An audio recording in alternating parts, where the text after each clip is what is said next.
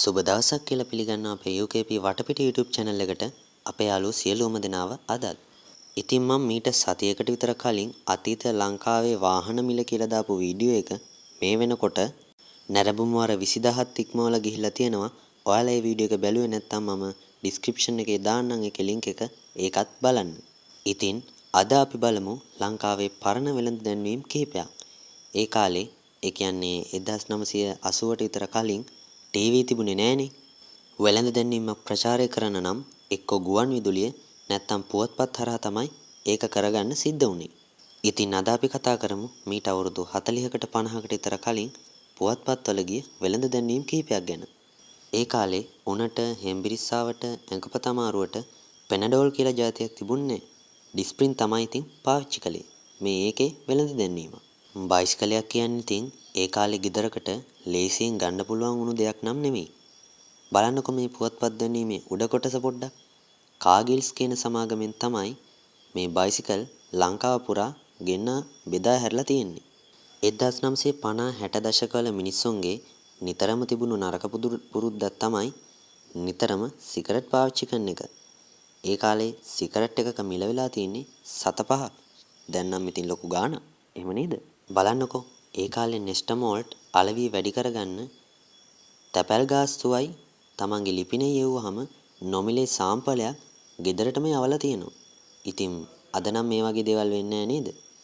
ඒ කාලෙත් නෙස්ටමෝල්ට් තමයි ඉතින් ලංකාවේ හොඳම කිරි ආහාරය බවට පත් වෙලා තියෙන්නේ. ලක්ස් සබන් එදත් අදත් ජනප්‍රිය සබන් නාමයක්නේ. බලන්නකෝ ඒ කාලේ ලක්ස් සබන් වෙළඳ දැන්වීමේ හැටි. එදා කාලේ ඉතින් සින්දු ඇහුවේ ග්‍රැමෆෝන් එකකින්නේ. ඉතින් ගමක මගුල් ගයක් එහෙම නැත්නම් විශේෂ උත්සව අවස්ථාවක් තියෙනවා නම් අනිවාර්යෙන් ග්‍රැමෆෝන් එකක් ඒ ගෙදරට කුලියට හරි අරන් එනවා කියලා තමයි කියන්නේ.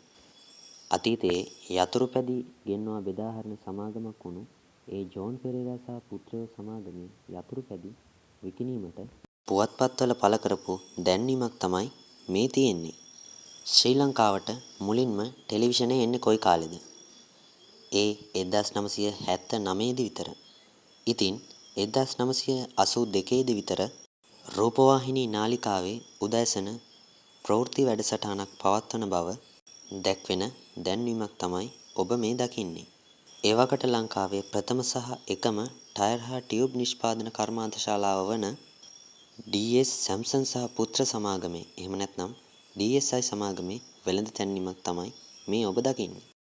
ඇදි හස විස්කෝතු කාලා තියෙන අය ඉන්නවා නම් කමෙන්ට් එකකුත් දාගෙනම යන්නකෝ.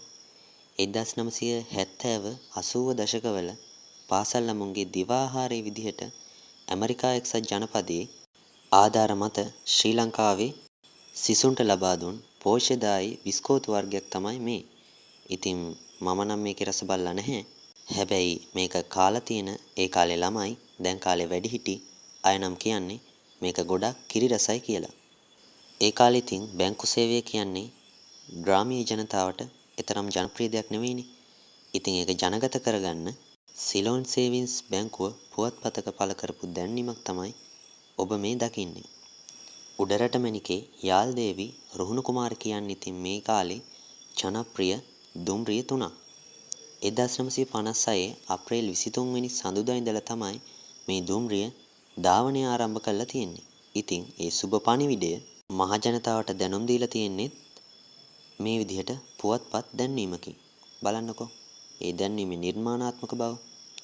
ඉතින් අද වීඩියෝ එකෙන් අපි කතා කරේ අතීත ලංකාවේ වෙළඳ දැන්වීම් කිහිපයක් ගැන.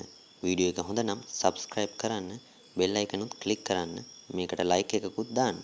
එහෙනම් අදට අපි ගිහිල්ලා එන්නම් පරිස්සමෙන් ඉන්න සියලු දෙනාටම තෙරුවන් සරණයි. සුබ දවසක්.